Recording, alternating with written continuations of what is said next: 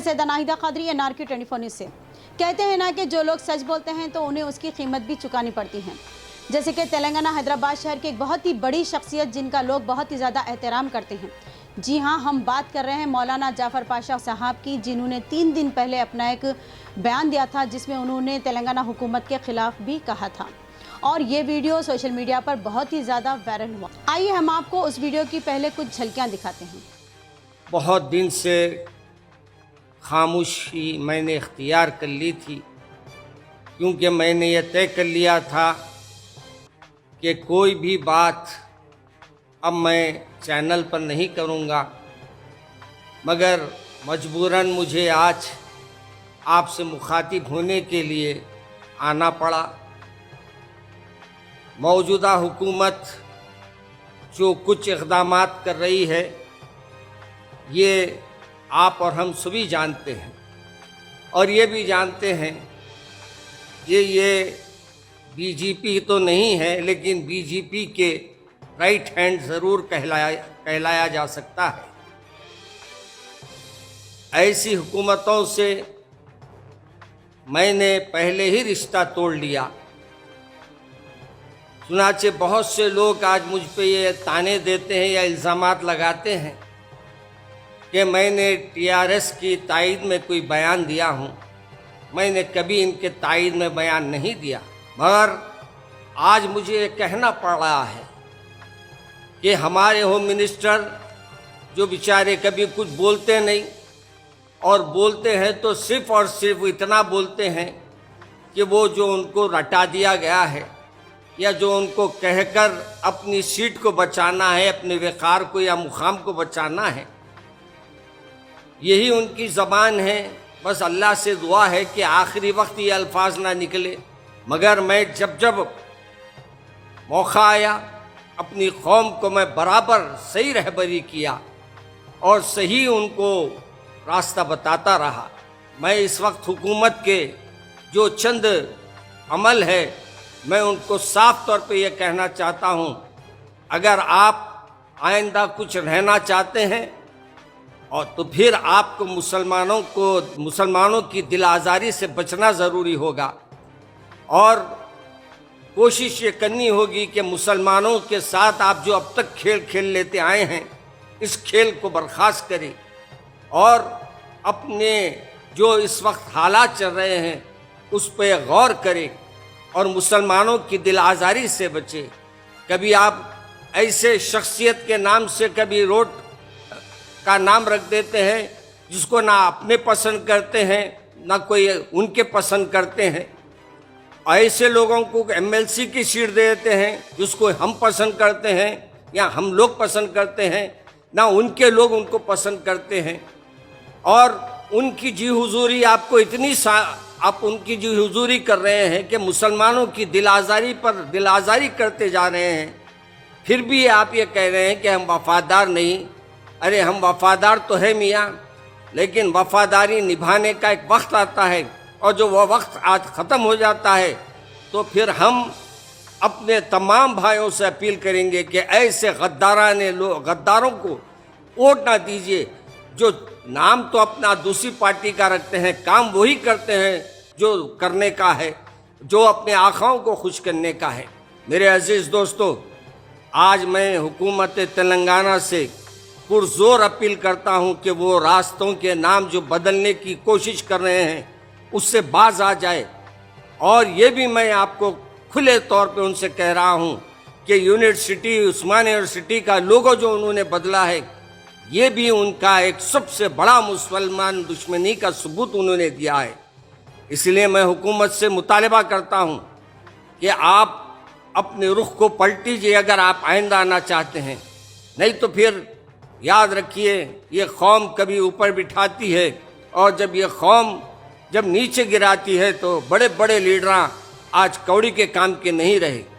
जैसे कि आप लोगों ने अभी अभी देखा कि कुछ झलकियां हमने आपको दिखाई, उसमें मौलाना जाफ़र पाशा साहब ने किस तरह से छुपी हुई बातों को आवाम के सामने रखा और किस तरीके से आवाम को तकलीफ हो रही है तेलंगाना हुकूमत से, उस बात का इजहार किया। जिस दिन मौलाना जाफ़र पाशा साहब ने अपना ये बयान दिया, ठीक उसके दूसरे ही दिन मौलाना जाफ़र पाशा साहब को पुलिस वालों ने उनकी गाड़ी रोककर उनके साथ बदतमीजी की और उनके साथ बहस व तकरार की। जबकि मौलाना जाफ़र पाशा साहब के पास उनकी गाड़ी के तमाम कागजात भी मौजूद थे और उनका पास भी था, लेकिन उसके बावजूद भी पुलिस वालों ने उनकी एक ना सुनी।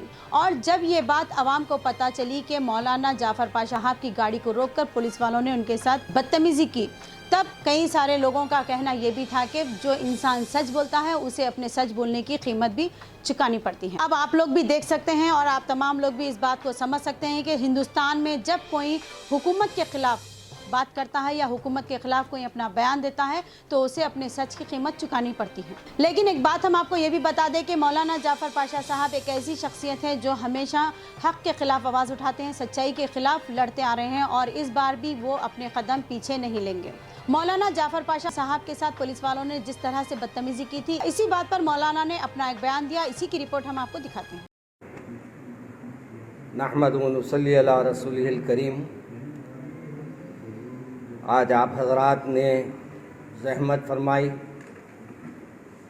और जो कुछ मेरे साथ अफजलगंज के पुलिस अहदेदारों ने बदतमीज़ी की, उसके फ़ोटोज़ देखकर आप हज़रात ने कुछ सवालात मुझसे जो करना चाहते हैं ज़रूर कर सकते हैं मैं, लेकिन पहले मैं उसकी वजाहत कर दूं।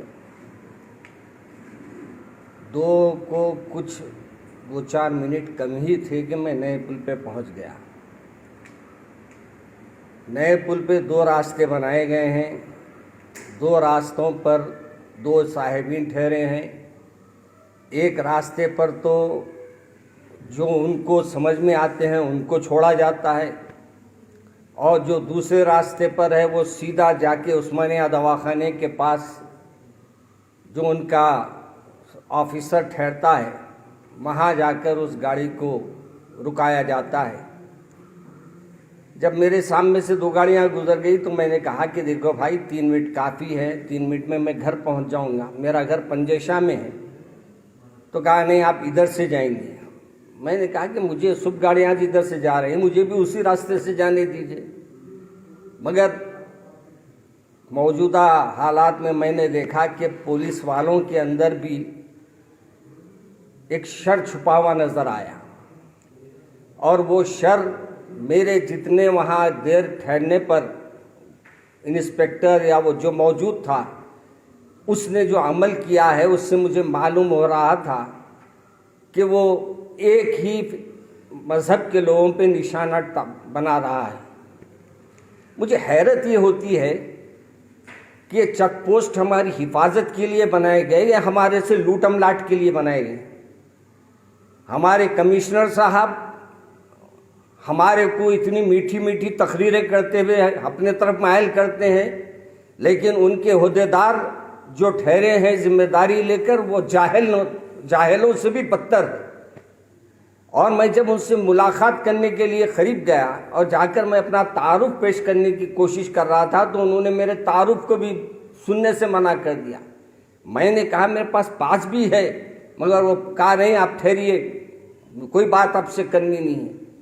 तो इस किस्म के जाहिल लोगों को अगर आप ठहरा करेंगे और फिर दौरा करके आप लोगों को ये समझाएंगे कि आप इत्मीनान से है, तो ऐसे जाहिलों पे भरोसा करके हम इत्मीनान से कैसे रह सकते हैं। आज ही मेरे सामने कई रिपोर्ट मैं खुद देखा हुआ। उमर रसीदा ज़ईफ साहब अपनी बच्ची की मिजाज पुरसी के लिए ओल्ड सिटी आए थे। वो बेचारे नामपल्ली में रहते हैं, उनकी गाड़ी को पकड़ लिया गया और उनको कह रहे हैं कि आप पैदल जाइए। क्या हमारे पुलिस वालों की आँख नहीं है? नौजवान चलो है भाई, आप नौजवानों के साथ करिए। एक ऐसी उम्र वालों के साथ जिसकी उम्र बेचारों की 60 से 65 साल की है, ऐसे लोगों पे ये जुल्म। और आप हुकूमत को खुश करने के लिए, कोर्ट के ऑर्डर को बजा लाने के लिए आप ये लूटम लाट का सिलसिला जो जारी करे हैं और सिर्फ एक तबके को जो निशाना बना रहे हैं, ये तो हैरत की बात है। आज मैं 2-3 मुकामात के तस्वीर मेरे पास लोगों ने भेजा, ये सिर्फ मेरे साथ हुआ है। मैं वो जो लोगों को तकरीबन लोग जानते हैं मेरे साथ जब ये अमल हुआ है तो आम पब्लिक के साथ ये पुलिस वाले क्या रवैया इख्तियार करते होंगे, इनके साथ क्या अंदाज इख्तियार करते होंगे।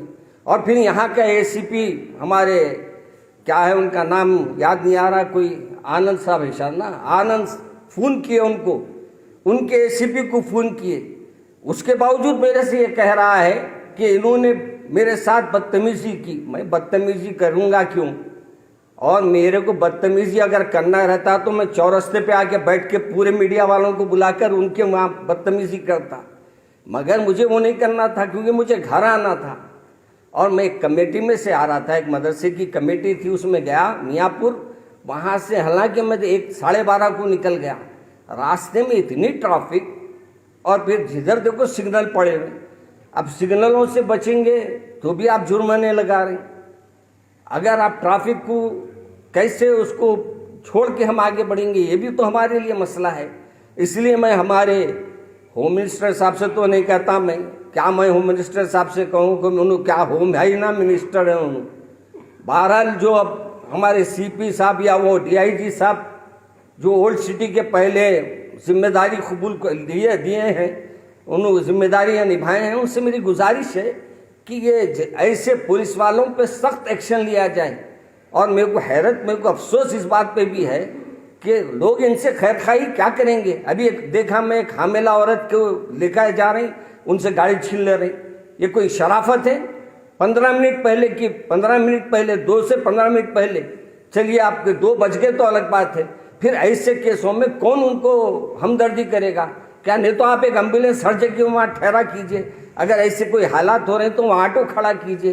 लोगों को आप जहाँ गाड़ियाँ छीन रहे हैं वहाँ से घर को भेजने का इंतज़ाम आप कीजिए। ये कौन सा जुल्म है? और फिर हमारे पास जुल्म के ऊपर आवाज़ उठाने को तैयार नहीं है।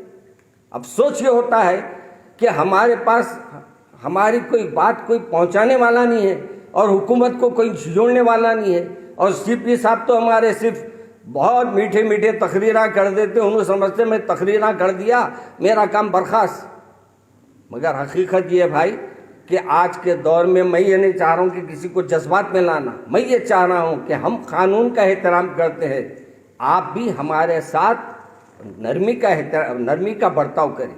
हाँ, नौजवान अगर फिर रहे हैं आप उनको बराबर रोकिए, बराबर उनसे सवाल कीजिए, मगर कोई अच्छी अहम शख्सियत दिखती है तो उसके साथ का तो मामला अपना रुख बदल के बात कीजिए। वही आप अपनी ज़बान, वही अपनी लफ्ज़ी, वही अपनी पुरानी आदतें कैसे आप बर्दाश्त की जाएंगी?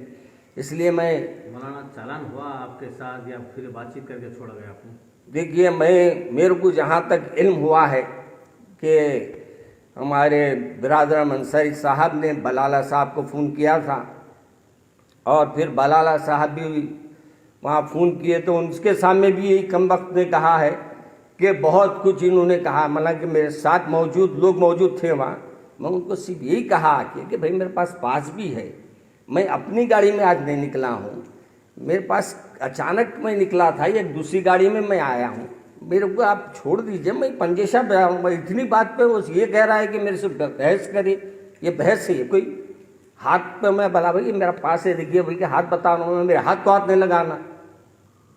हमारे इनको गाड़ी छीन रहे हैं, हम कुछ नहीं करना, इनके हाथ को हाथ लगाए तो इनको कोरोना हो जाएगा। हाँ, ये गाड़ियों के पैसे लूट के खा रहे हैं तो इनके ख़ानदान वालों को कोरोना नहीं होगा, इनकी नस्लें हराम में जाएंगी, मरेंगी इंशाअल्लाह। मौलाना, आपने कहा कि एक तख्ते को देखकर पुलिस पकड़ा जा रहा, तो इसका क्या मतलब, क्या ऐसा हो सकता है? मैं ऐसा महसूस किया हूँ आज, ये मेरे सामने हुआ है। इसी के साथ मैं सैदा नाहिदा खादरी, NRK 24 न्यूज़ से इसी तरह हम आपके सामने सच्चाई दिखाते रहेंगे। इंतजार करिए हमारे अगले न्यूज़ का। हमारे इस न्यूज़ के पेज को लाइक करिए, यूट्यूब पे सब्सक्राइब करिए। जय हिंद।